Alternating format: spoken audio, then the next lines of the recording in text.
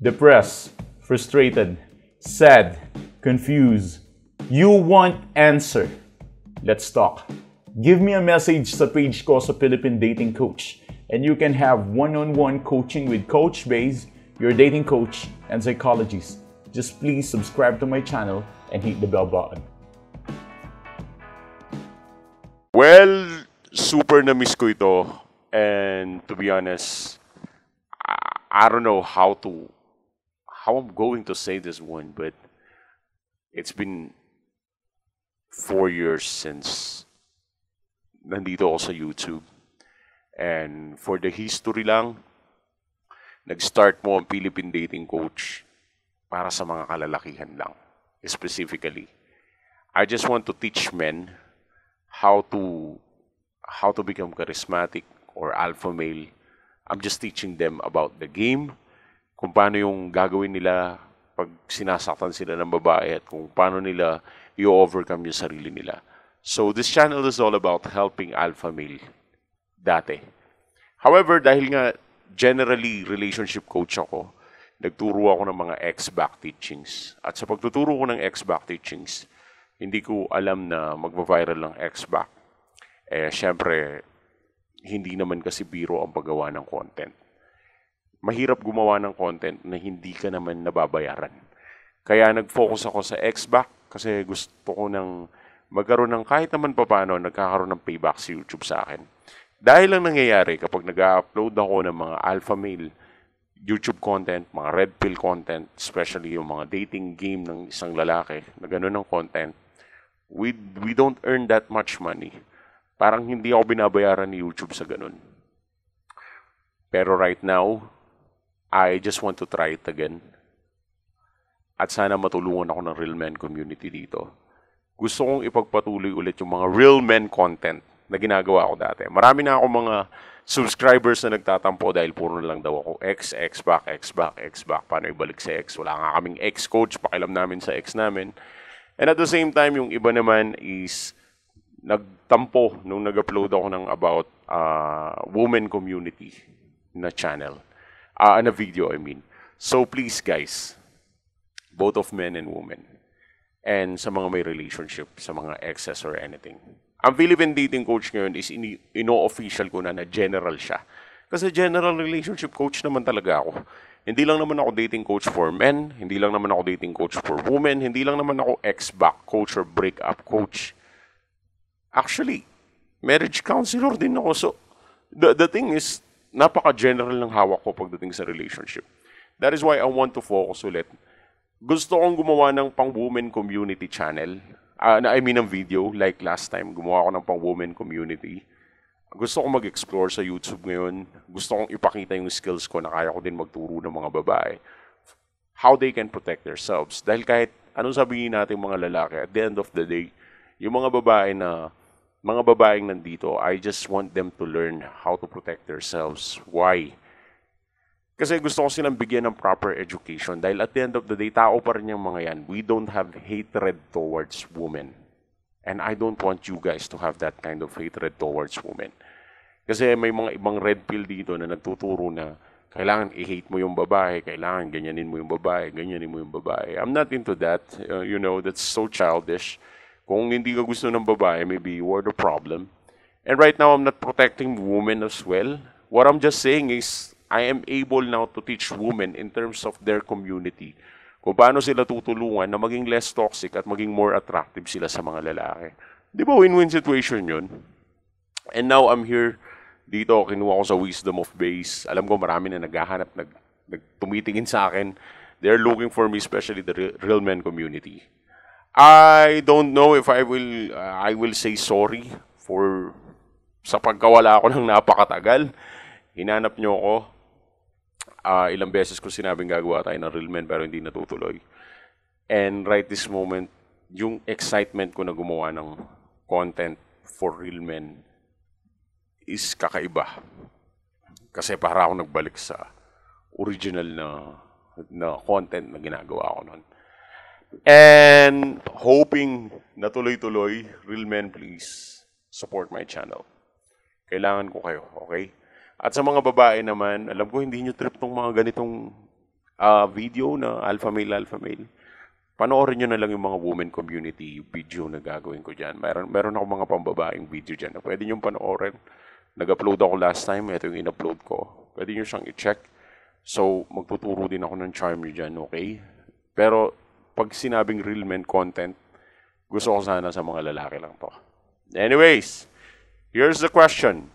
1 year ago, isang taon na, pasensya na, hindi ko napansin. After 1 year, hindi ko na nabuksan yung Wisdom of Base. I don't know what really happened dun sa channel na yun. Hack yata. Hindi ko na na-open. I don't know what happened. Pero, eto ang tanong niya. Gusto ko, coach, ma-improve yung charisma ko. So, paano nga ba yun? Yung tipong magkakaroon ka ng attractive frame, kaiba naman ito sa alpha male frame. Kumbaga, attractive frame na yung presence mo, palang masayang-masaya na siya. Isang solid naman, coach. Excited, mailapag mo to. Thanks in advance. Jose Meme Shorts, it's been a year, man. And maybe this is the time that I'm going to answer your requests. So, dating trip pa rin tayo. If you have a question, just put this in the comment section. Gagawan ko ng content yung tanong mo sa ilalim ng comment section, okay? Alright, gusto mo ma-improve yung charisma mo. So, paano ka magkakaroon ng attractive frame? Ang hindi ko maintindihan sa question is kaiba naman ito sa alpha male frame. Kumbaga, attractive frame na yung presence mo. Okay, una sa lahat, if you want to have a charm or magkaroon ka ng attractive frame, una sigurong marirecommend ko sa'yo is manood ka ng movies. And then, look at the right frame. Or ang frame kasi yung tinutukoy dito is kung paano gumalaw or kung ano yung attitude ng isang guy towards the situation. Like for example, the situation is worse, na halimbawa, may digmaan sa harapan niya, may nagbanggaan sa harapan niya, or tinutukan siya ng baril sa harapan niya. Or ang situation naman is so funny, like merong clown na nagpapatawa sa harapan niya, o kaya merong prank na nangyayari sa harapan niya, o kaya nanonood ng comedy, paano siya mag-act. So there's a certain frame na kailangan sundan ng isang alpha male in order for him to be more charismatic in every way he acts. Ang isang frame ay may kukumpara mo sa isang attitude na nakaset. Para siyang alam mo yung fighting style kapag makikipaglaban ng isang fighter, example MMA or sa boxing, meron silang tinatawag na stance or yung fighting stance nila. At isa sa mga fighting stance nila, kung makikita mo, is meron silang isang specific position na yun yung nagiging frame nila para if in case na sumapak yung kalaban, is ganun nila ma-avoid yung suntok or ma-refute yung kaaway at makakagawa sila ng mas magandang combo or punches towards their opponents. So the point is, it is same with the alpha male frame. Frame is something like stance. Ito yung emotional stance or balance mo kung paano ka tatayo, kung paano ka mag-a-act, kung paano ka sasagot, kung paano ka magre-response. At higit sa lahat, pinakamalupit, kung paano ka magre-react. Paano kung biglang may sisigaw sa harapan mo tapos tututukan ka ng baril? Which is pang movie lang masyado yan. No, I don't think na mangyayari yan sa inyo. O kaya ganito na lang. Paano kung bigla kang nakaaway, may nakaaway ka, bigla kang sinigawan, bigla kang tinutukan ng itak, or bigla kang sasapakin, or bigla mong nabalitaan na ganito yung nangyari, ganyan yung nangyari, biglang nasunog yung bahay. Yung mga worst situation, or nakabalita ka ng good news situation, how will you react? Paano ka ba magkakaroon ng isang frame na kung saan doon lang is mag-i-stay ka as alpha male? So ito yung pinaka-best tips ko sa'yo. First of all, manood ka muna ng movie. Tumingin ka ng mga certain movie na I think American movie. Kasi ang mga Pinoy, I don't think na meron silang mga mapapanood mo sa Pinoy, FPJ eh. I mean, hindi ko makita yung frame dun eh. Alam mo yun? Hindi ko minamalit ang mga Pinoy, but you can just watch movies. Pwede kang tumingin, or sa Netflix, pwede mo tingnan yung mga films, or like Tom Shelby, ang mga paborito natin. Tom Shelby, James Bond, John Wick, Constantine, or anything na makikita mong may alpha male frame. First, you need to understand how the alpha male works or alpha male frame works. Kapag naiintindihan mo ang alpha male frameworks, you need to study it. Hindi pwedeng aasa ka lang sa ituturo ng coaches. You need to study it. Kapag napanood mo ang isang movie, like isa sa mga pinakamagaling na movie na i-interpret ng alpha male is yung tinatawag ko na yung The Double. Makikita mo yung movie, yung difference ng beta male tsaka ng alpha male dyan. Yun yung pinaka-recommended ko sa'yo. Look at the frame. Look at how the alpha male reacts. Ang pinakamaganda kasi tinitignan sa isang lalaki is kung paano siya mag-react, mag-response dun sa mga sitwasyon. It's either bad situation or good situation or lucky situation or worse situation. Either or neither of that situations, the alpha male must have some sort of frame.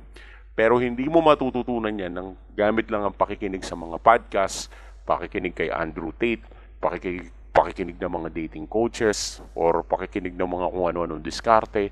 Hindi mo matututunan yan sa ganyan. Matututunan mo yan kapag ikaw mismo pinag-aralan mo.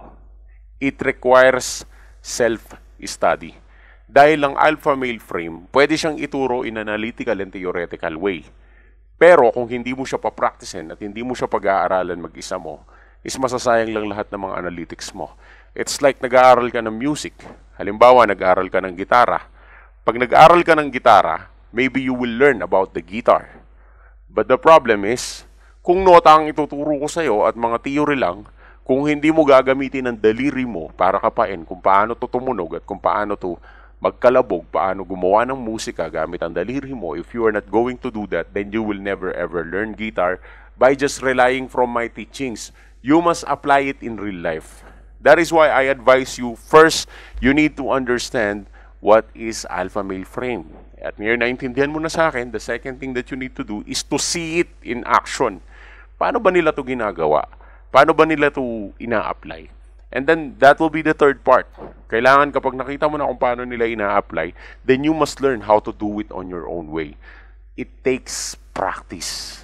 It takes weeks, months, years of practice. Hindi pwedeng, kapag napanood nyo to ngayon, bukas pwede na. Hindi.